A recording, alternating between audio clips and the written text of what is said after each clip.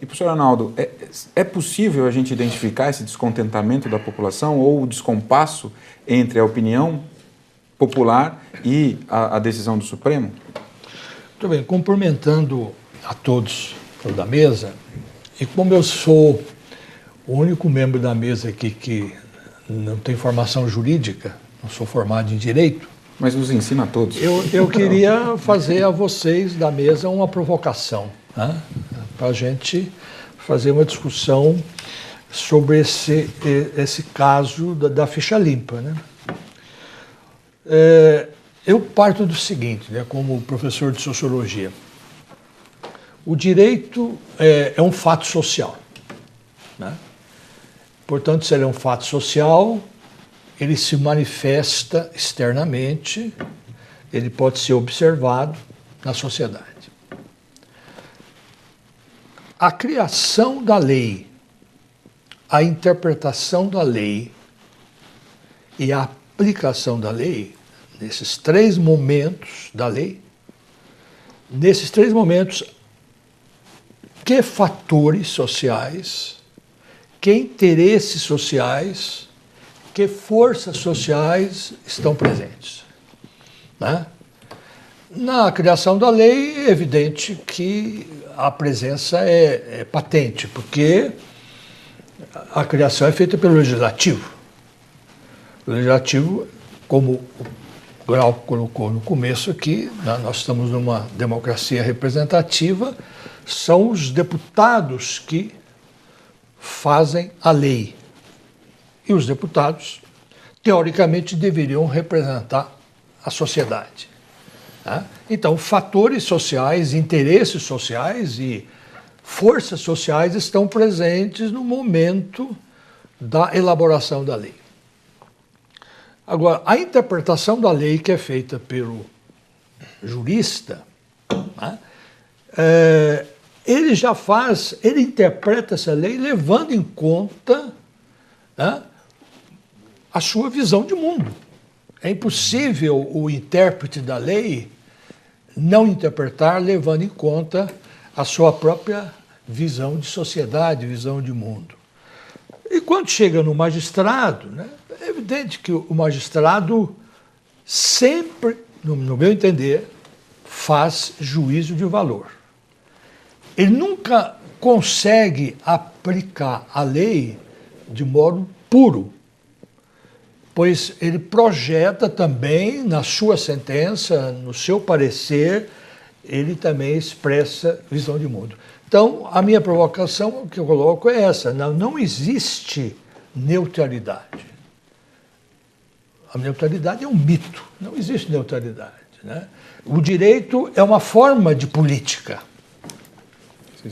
Porque o direito do Estado, o Estado simplesmente o declara, mas o direito não se reduz à lei positiva, né? O direito é muito mais do que isso. Ora, se a gente pegar a questão da ficha limpa, veja bem, 5 ministros do Supremo Tribunal, o Ministério Público Federal, o Tribunal Superior Eleitoral, todos analisaram a ficha limpa e concordaram com a sua validade para 2010, dizendo que era plenamente constitucional. Então, no Supremo Tribunal, nós tínhamos um empate, 5-5. Aí vem um ministro que é indicado, desempata e por 6-5 se diz que não é constitucional. Mas como que não é constitucional? Para mim, se houvesse uma unanimidade, então, como que o direito é uma forma de política? O direito não é neutro, não tem neutralidade. Se você tomar, por exemplo, um resumo aqui de um ministro, do parecer do ministro, do voto do ministro Marco Aurélio, ele diz o seguinte, que existe o princípio da anualidade, que é o artigo 16 da Constituição, né? E dizendo que o clamor popular não pode ser argumento para que a lei da ficha limpa seja aplicada imediatamente. Por quê? Porque, diz ele, nós não somos aqui no Supremo Tribunal relações públicas ou nós não devemos atender os anseios populares. Nós ocupamos uma cadeira para preservar a Constituição. Não temos qualquer culpa se o Congresso somente editou essa lei agora, mas tem que obedecer à lei, o princípio da anualidade. Né? Já o ministro Joaquim Barbosa diz o seguinte, né? Em vez de ele se preocupar tanto com o princípio da legalidade, ele acha que na Constituição existem dois dispositivos de natureza e estatura constitucional. Um é o artigo 16, que é o princípio da anualidade, e o outro é o princípio da moralidade, ou seja, o princípio que diz que a respeito da improbidade administrativa, que é uma das chagas da nossa política. E segundo ele, numa visão de mundo dele, o princípio da moralidade deve se antepor ao princípio da legalidade.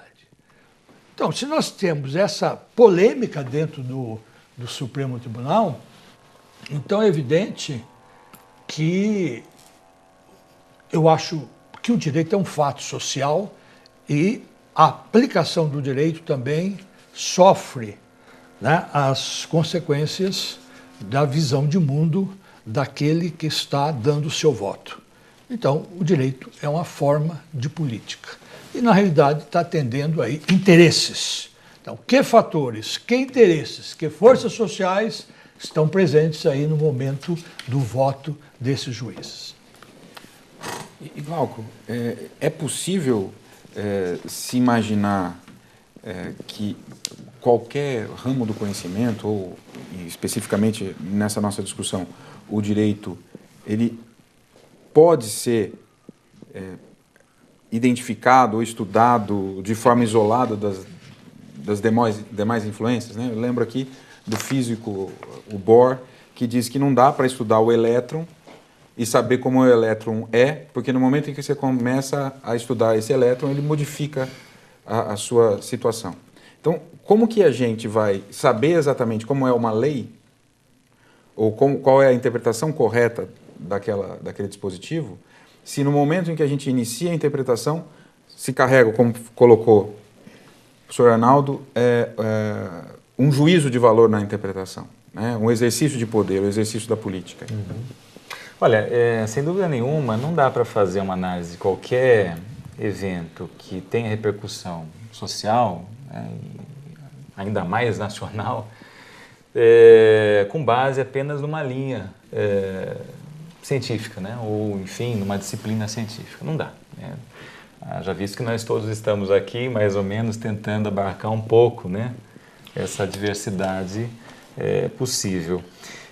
Me chama a atenção a fala dos colegas e quero dizer aqui também amigos, não é? Me chama a atenção a fala deles sobre dois aspectos, né? Primeiro, o Oscar diz o seguinte: olha, precisa também fazer um levantamento, precisa fazer um diagnóstico para saber em que medida, de fato, a iniciativa popular, nesse caso, ela é representativa. Em que sentido? De fato, ela é democracia. Esse é o primeiro ponto, né? O outro ponto é o ponto que o Arnaldo nos traz, que é o seguinte: olha, se você tem um empate na decisão no Supremo Tribunal Federal, significa que você tem duas posições políticas a respeito de um assunto legal. Ou seja, isso é uma decisão de ordem política, né? Logo, existe um juízo de valor, existe uma conduta política por parte do magistrado, né? Então, esses dois pontos me parece que são muito importantes e devem ser vistos à luz de uma visão interdisciplinar. Não pode ser vista numa visão só disciplinar. Quando eu dizia que a iniciativa popular ela é um instituto de democracia semidireta que procura aproximar mais, não é, o povo, o clamor popular do sistema que o representa, eu estou querendo dizer o seguinte, né, que o Estado Democrático de Direito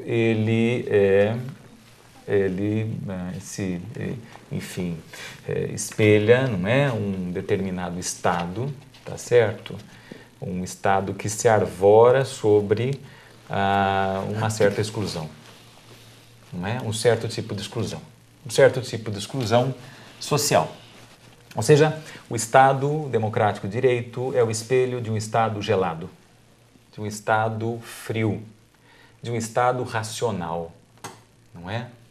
E a iniciativa popular, seja ela um instituto que vem abrir uma brecha para o sangue popular, né? Nesse Estado frio, tá certo? Seja para isso, ou seja, para tentar acomodar interesses sociais de maneira a mitigar possíveis enfrentamentos do povo contra o Estado, seja por uma razão, seja por outra, o fato é que ele existe, não é? E se ele existe, ele é um instrumento de exposição do clamor popular. Que, olha, desculpem muito, mas 1% do número de eleitores não é pouco num país de 200 milhões de habitantes, não é? Isso significa muito. 1.300.000 votantes não é pouca coisa, não é? Ora, a lei só pensa em 1%, quer dizer, aquele sujeito que foi eleito por 100 mil votos, ele pode falar por 200 milhões de pessoas. Agora, para o povo falar, ele precisa de 1.300.000 votos, não é? Me parece que aí existe um veículo, um canal, que a estrutura estatal dá conta de ceifar. Nos momentos em que esse clamor chega, não é? Há um espaço da instituição, e é tudo muito bem ordenado, tudo muito bem organizado, porque a iniciativa ela leva um projeto de lei, e o sujeito vai lá e defende isso na tribuna, e depois quem vai votar não é ele.